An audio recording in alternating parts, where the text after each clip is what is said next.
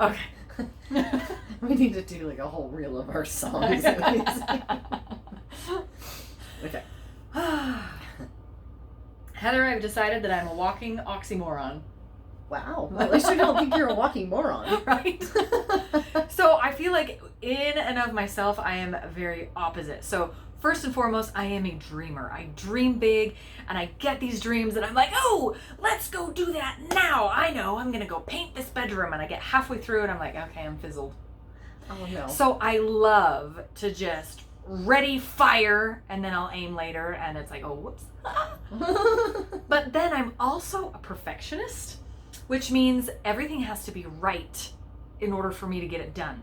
And if I can't do it right, I won't do it at all. And so I get stuck in analysis paralysis and I don't actually fire. I ready, aim, and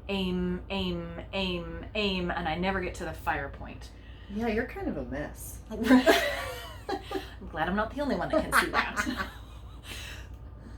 But what I want to do, and what I've been consciously trying to do for a long time now, is to play to my strengths and to get help where my weaknesses are. So I don't care if you are a ready, fire, aim person, or if you are a ready, aim, fire person. If it's not working for you, get help. All right, you said you were a perfectionist. Yes. And that is actually why it took me so long to finally do what I tell everybody else to do. Isn't that amazing how the doctors make the worst patients? So a while back, I decided that I needed to put myself on my own macro plan and actually follow it. Awesome. And I was terrified to do it because I too am a perfectionist. And I will not do something unless I know I will win, I will be the best, and it will, like, there's no chance of failure, or I won't do it. Yes. And so I was absolutely petrified to put myself out there and say, because I thought, you know what, there's no way. And it was amazing because I had the most eye-opening experience because I have so many people tell me, you know, I don't think I can do this. And I heard myself saying, I don't think I can do this. I'm going to be starving. I can't just eat whatever amount of calories. How am I going to, I don't want to have to measure everything. And I started saying all the things that all my clients that you say. hear other people saying. And that I always talk them off the ledge about. And then here I am, Little Miss Hypocrite, refusing to put myself out there because, why? Because I was afraid I was going to fail. Yeah. And I don't do things and fail. I don't know if you know that about me. I don't fail. I'm just kidding. I've failed at plenty of things. Up for success. I have definitely failed at a lot of things, but I have learned enough about myself to know that when I do stuff, I want to be the best. I want to be the first one there. I want to be the winner. If there's a freaking potato sack race, you can bet I'm gonna win it. And or so help me. Or so help me. I will die trying. I will land on my face, but I will win. Or I will be coming in second very, very closely. So it is scary, and it's scary to really find out who you are, and then to take that person and put that person in a new and uncomfortable environment. But that's where the change happens. That's where the magic happens, right? Yes. When we put ourselves in a situation that makes us very uncomfortable, that we're not quite sure how it's going to work, because you already know what works. You've been doing it. Yep. But if you don't like where you are, you got to do something different. Yeah. I actually just texted a client this the other night. I said, because she was like, oh, this is really hard. I said, yeah, change is hard. Yeah. You can do this. But you're in the right place. You know, if you want something different, you have to do something different. And she's like, well, this is just what I've always done. Yep. Exactly. That's why we're not going to do that anymore. So it's you have to set yourself up to be uncomfortable, but also to be successful. Exactly. And in order to do that, I mean, we talked last week about making the little changes, the little choices. Mm-hmm. So finding what you're good at is a really, really, really good starting place. Because that's where we're comfortable, that's where we feel successful, that's where we are happy, that's where we know we can already do what we want to do. So starting off at the point, like setting yourself up for success means finding what you're already good at and then taking it one step further. Right. Okay. Are you a morning person? Can you get up at 4:00 in the morning and go to the gym first thing in the morning? If it's me, like, not only no, but hell no. Like, that's not going to happen. I am much better going to the gym at 9:00 at night than I am going at 4:00 in the morning. So I'm going to play to my strengths and say, that means after I get my kids down to bed and my husband is tinkering around in his garage, I get to go to the gym. Am I uncomfortable going to the gym? Yes, but I've already set myself up for success because I've noticed a strength of mine and I took it one step further. Right. So are you a morning person? Are you a night person? Are you a perfectionist? Are you a dreamer? Are you, somebody, what are your natural strengths and abilities? What are your natural, are you, if you're a dancer and you like to dance and you want to go learn how to work out, go do a dance fitness class because you're already in your comfort-ish zone. Exactly. You're just pushing the envelope a little bit. Exactly. You're not going to go all of a sudden and start doing burpees because that's a far cry from dancing. It would be like me going to a dance class. Because I ain't no dancer. I ain't no dancer, but I can do burpees all day long. Right. So, if I were to start off today on a new journey of brand new exercise, I certainly, like, just the idea of a dance fitness class, no way. There's no way. I would feel so dumb. I would not be able to follow. It would not be fun at all. And it wouldn't be something I would stick with.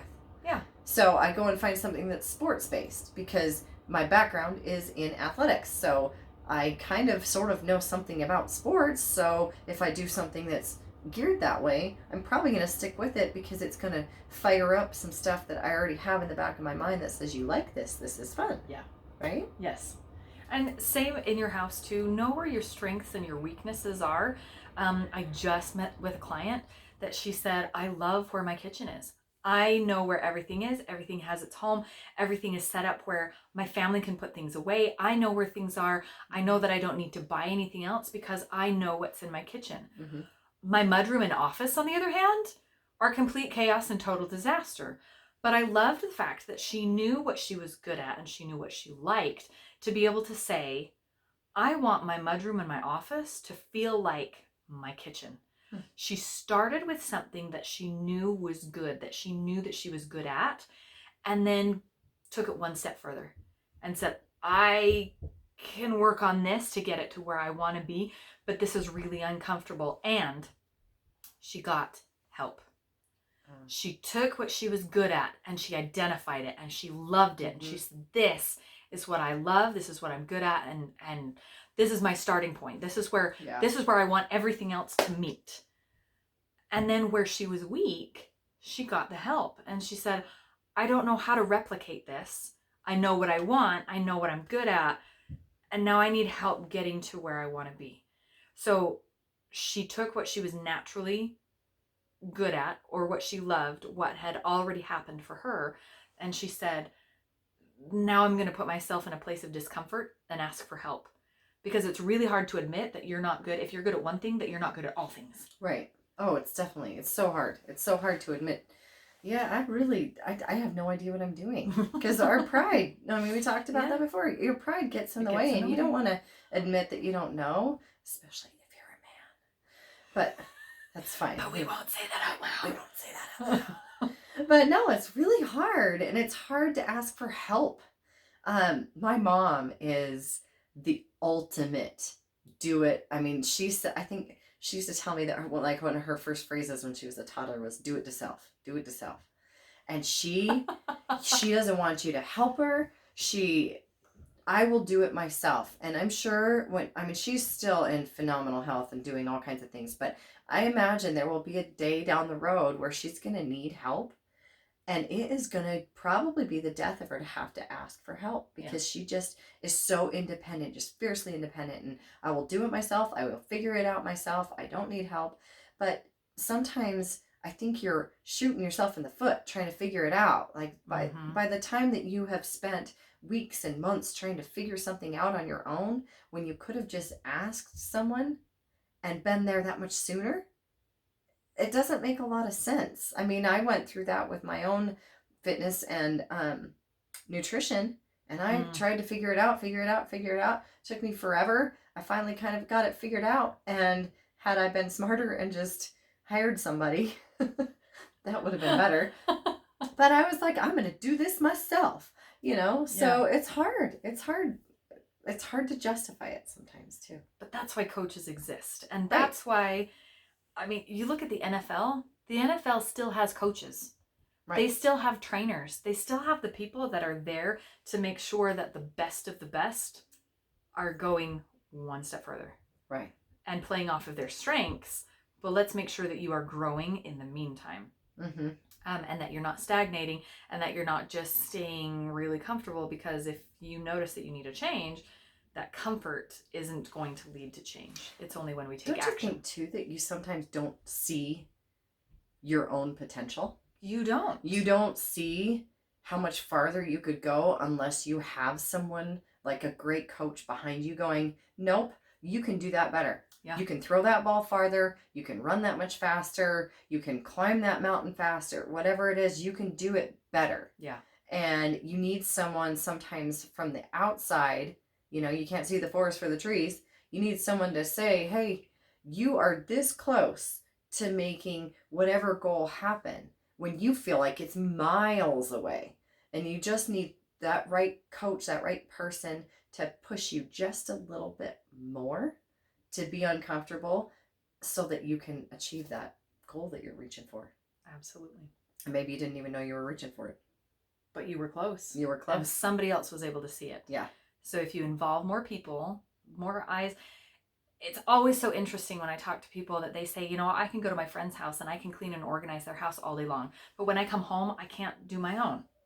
Yeah. And it's because we're so short-sighted at what our own abilities are and what our own successes are, that sometimes all we need is that friend to come in and say, well, have you ever thought about doing that?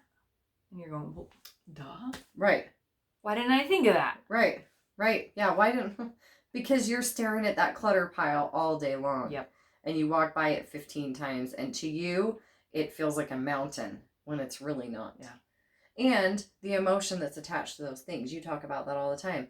If I were to go into your house and grab a pile of stuff and start sorting it, I have no emotional attachment to any of those objects. Right. So it's very easy for me to sort and organize and separate.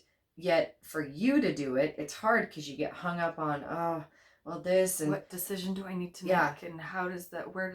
You want to know how that even got there in the first place? No, I don't. I just want you to go put it away. No, I don't. I mean, I do that with my daughter all the time. Yeah. We go through her room every couple months, and I'll tell her to sort her stuff, and she can't. She just gets stuck because she's like, well, it's my stuff.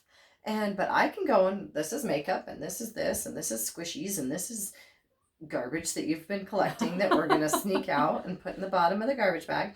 And, but I can look at it clinically. She looks at it emotionally. Yes. And I think that we do that with not just with our home and with junk, but with our bodies. And we get wrapped up in, I'm just so fat. And, I've always been a big girl, or I've always struggled with my weight. And so you get caught up in this circle and this, it's almost like a whirlpool, and it just pulls you in, and you keep trying to swim out, and then it pulls you back in. And if you have someone that can reach in there and go, okay, grab on here. This is where you grab on. Anchor yourself to this one thing, and this is the only thing you're going to focus on, which is you're going to work on making sure you cook 3 meals a week. Then you've got something to hold on to pull you out. And then you can grab the next rung in the ladder, which is now you're going to exercise 3 days a week. And you've got someone pulling your hand up and going, okay, now you're going to work on some mindset stuff. Yeah. Okay, now you're going to do this. And pretty soon you're climbing up the ladder and you're out. But you need someone to put your hand on the ladder and tell you where to grab to start with. Yeah. All right. I think we're done talking. I think it's time for an action step. I think so too. So we want you to identify what you need to set a firm foundation for yourself. And the first thing that you need to do is identify your own strengths. What are you good at? Yeah. What are you naturally inclined to do? And I'm not even talking about, burpees versus Zumba. I'm talking about, what are your natural strengths? Are you a morning person? Are you a night person? Are you a dreamer? Are you a list maker? Are you a list maker? What are your strengths that you can glom onto to set yourself up for success?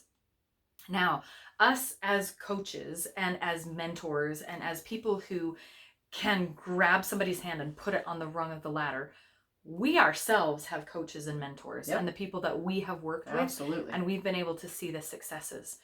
So, you know, the great thing about podcasts is that we do a lot of talking, but we aren't there in person to move your hand and put it on the rung of the ladder.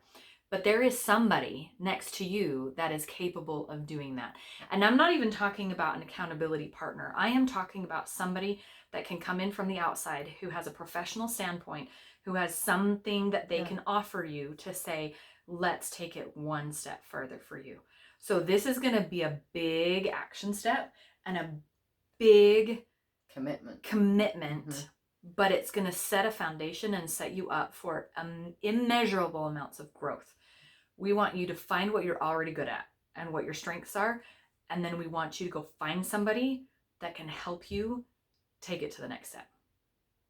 Go find a coach. Now, Heather and I live in Utah, and we can only do so much in person for the people who are in Utah, but we can do coaching calls online. Yep. Or you can pick up your phone and Google professional organizers in Winnemucca.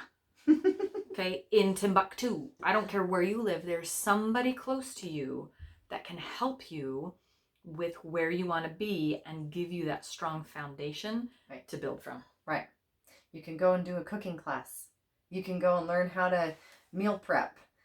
I know there's local grocery stores around us that do those classes. And show you how to prep, 2 weeks worth of meals in 2 hours or something like that. So find a professional that's somewhere moving you in the direction you need to go. Maybe it's us, maybe it's not, but someone who, like Ashley said, has the expertise to know this is the first step, because you may be jumping over the first 3 steps and trying to go to step 4. Yeah. When you just needed to grab onto the bottom of that ladder. So go find someone. Okay. Big ask, big task, big step this week, but enough of the yak. We want to actually see you take a step to go find somebody that's going to be able to help you. And you don't have to drop thousands of dollars on a coach. No. Like Heather said, you can take one small step, go to your local college and say, what kind of continuing education courses have you got? What online classes can you take? But do something. So now that's please, for the love, do something. For the love. Stop talking and do. Yes. Time to do. And then let us know if you have any questions. We can guide you in the right direction. We can help you find somebody that can get you to the next level. Find us, comment here. Find us on Facebook, Homebod Podcast. Message us, whatever you need to do to take that step. But now it's time to actually get in and do something. Dun, dun, dun. Let us know, and we will check back in with you. Make sure that you share this with somebody who might need that extra boost in the right direction. And we are rooting for you 110% of the way. This is us pushing you out the door. Get your hand, put it on the ladder. Go. Bye. See you next week.